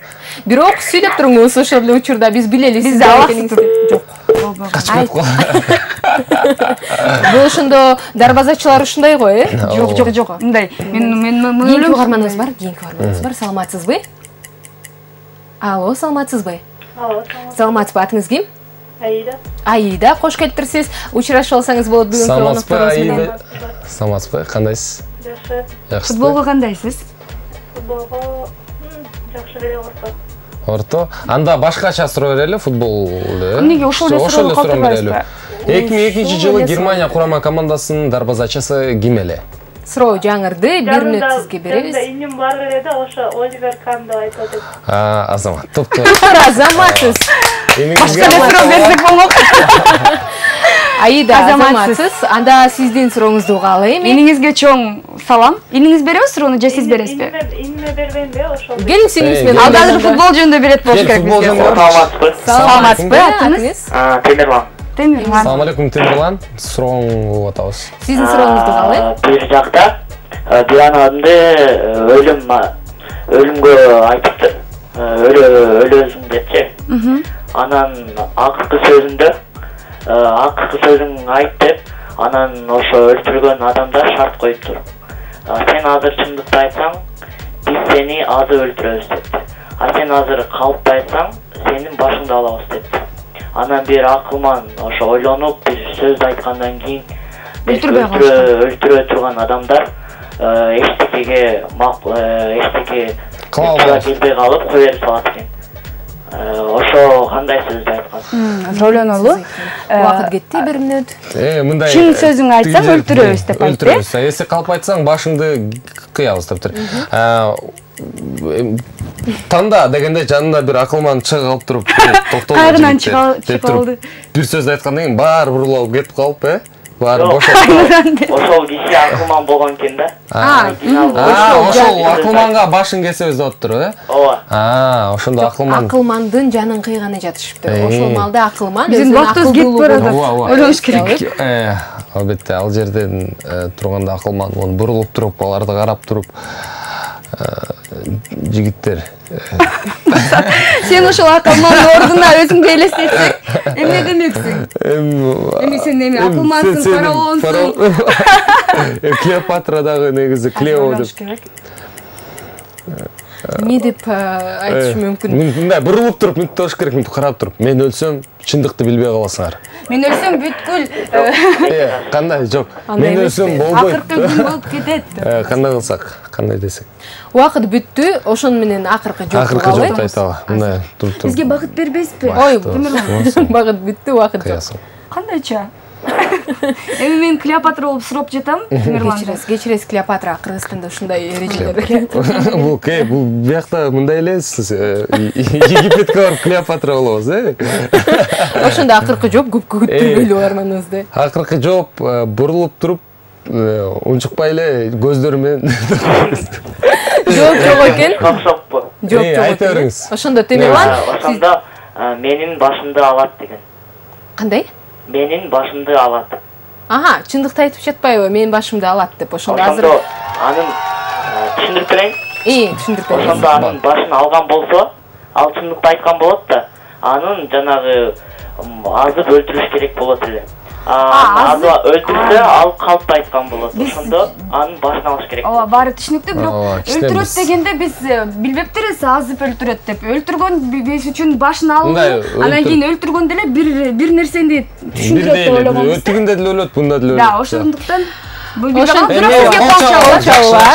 Темирлан, сизге көрсөтүп жатканда ушул белекти карабыз. Трубканы койбой турсаңыз, кесиптештерим буюрса сиз менен баары алышат. 5-3 эсебинде сиз барбир алдыдасыздар. Нон-стоп дуэти ошентсе дагы убакыт абдан тар экен. Жакшы болгон турбайбы? Бизге жетпей, максимум 5 азыр биз бир музыкалык чыгарма укпайлыбы, Бул суроодон кийин кичине ойлонуп, суроону жакшы тереңине кирип көрөлү. Алдыда болсо Казакстандын мыкты ырчылары тартылган 5 бармак аттуу клипти бирге көрөт экенбиз. Келиңиз. Кызыктуу. Настоящий бешбармак свеж.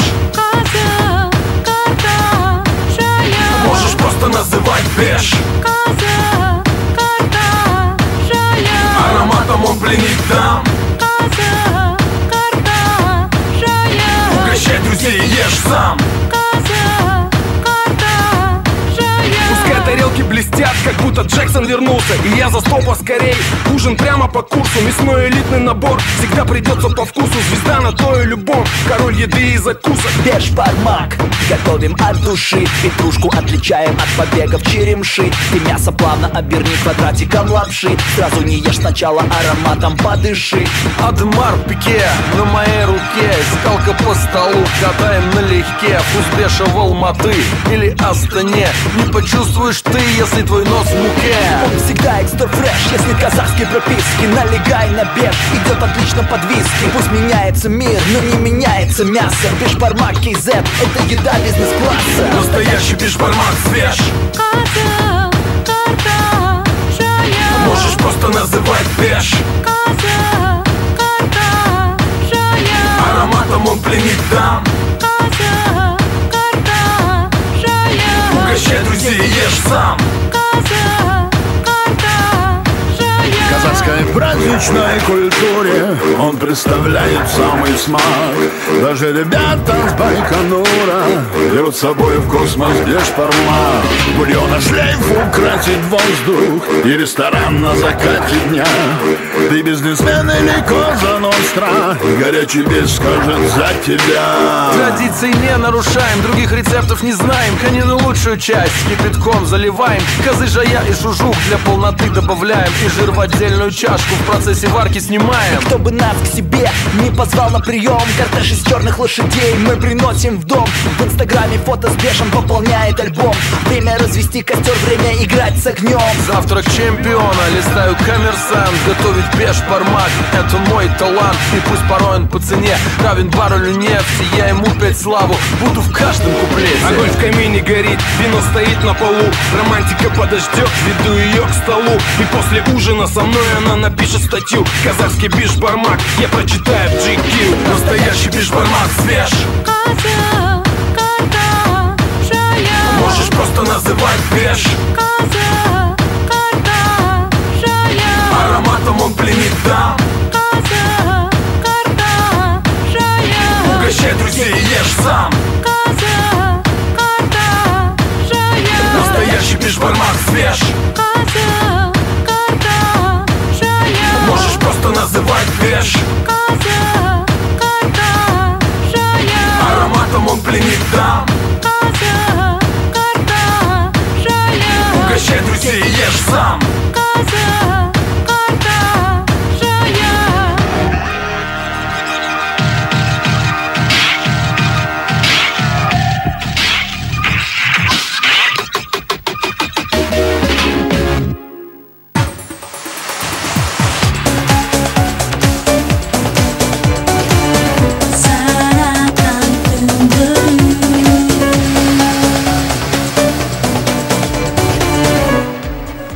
Саратан түндөр түнкү шоусунун акыркы 3 мүнөтү жана бүгүн бизде конокто нон-стоп дуэти болду. Чолпон жана Максат Клеопатра менен фараондун образында абдан кызыктуу образ жаратып келишиптир. Формасы дагы 100% жарашыптыр. Рахмат сизге. Жана ошол эле учурда жакшы экен аябай. Бизге ылайыктуу. Ооба. Египет сыяктуу экенсиз. Бираз кулак чабышып калганда угуп калгам сизде ушундай образда келет деп. Ким айтты? Ким айтты экен? Айтпайм аны. Анда эмесе мындай акыркы суроолор, анан жыйынтыктайлы. Салам Тумар, нон-стоп дуэти сиздерге ийгилик бар болгула, киного тартылчудай болуп калыптырсыңар. Азаматсыңар дейт. Шоколадная челпошка дейт. 90-70 абоненти. Кийинкиси кандайсыздар? Образыңыздар абдан жакты. Силерге мен 100 деген балл болсо коймокмун дейт. Динара узатты. Рахмат чоң. Чоң рахмат. Сиз үчүн абдан маанилүү сиздердин 100 баллыңыз. Ооба. Чоң рахмат. Мындай суроо келиптир. Салам радио Тумар, эгер мүмкүн болсо Чолпон жана Максат дагы ырдап беришсе болмок дейт. Или аракет кылышат эгерде убакыт жетишсе. Сүйүшкөндөрдүнсүңөрбү же достордонсуңарбы? Достордон. Бул суроо бүгүн билбейм канча жолу жаңырды. Коллега жана достор. Дагы бир жолу жакшылап айтып коюңуздарчы. Биз коллегабыз, биз иштеп жатабыз, бизден жаңырларды күтүңүз, албетте. Жакын арада сиздерге жаңы альбом тартылат, ошондой эле жаңы клипти дал ошол анан эч кандай түгөй деп ойлогоңуздар, биз жок гана коллегабыз дагы бир айтып кетет. Ишиме ийгилик каалап кобулачы суранам, муктаж болуп жатамын деп Марат узаткан. Марат, ишиңизге чоң ийгиликтерди каалайбыз. Жолуң ачык болсун, ишиңе ийгилик. Дагы мындай суроо, көрүүчүлөр бар болгула жана ардактуу нон-стоп дуэти. Силерге ишиңерге ийгиликтерди каалаймын. Кийинки концерт качан болот? Ал жөнүндө айтылбайбыз. Аны убакыт көрсөтөт. Ооба, убакыт көргөзөт. Албетте бул убакыт көргөзөт. Азырынча сыр. Азырынча сыр. Анда эмесе, соңку мүнөттөрдө мен силерди куттуктаймын. Анткени интеллектуалдык шоу таймашта 5-3 эсебинде жеңишке жеттиңиздер. Кол чабуулар сиздерге. Кол чабуулар ардактуу фараон жана Клеопатра. Фара менен Клео деп коет. Фара, Клео. Кел тургула. Кандай Фара, Клео? Ооба, кел тургула жана бул белек сиздерге тапшырылат. Тумар Чекит ФМ медиа порталынан, Кыргызстандан бар сөз түрдө. Башканы мен алам. Пакетти да сен алып. Эми сиздерге рахмат айтабыз. Чыгармачылык ийгилик, жакшынакай египеттик фараон менен Клеопатранын образын жаратып келиптирсиздер. Демек, бул дагы болсо, буюрса сентябрдагы боло турчу номинация тапшыруу аземинде чоң ролду ойноп, жана сиздердин көрүүчүлөрүңүздөрдүн, фанаттарыңыздардын добушу менен мүмкүн жеңишке жетесиздер. Да бир жолу Кудай буйруса. Сиздерге дагы чоң рахмат. Бизди эфирге чакырып, ушундай кызыктуу оюн болду. Биз абдан кубанычтабыз. Бүткүл оюнчуларга, бүгүн биз менен байланышка чыккандарга чоң ыраазычылык билдиребиз. Албетте бардыгыңыздарды көрүп аткандарга дагы ысык салам.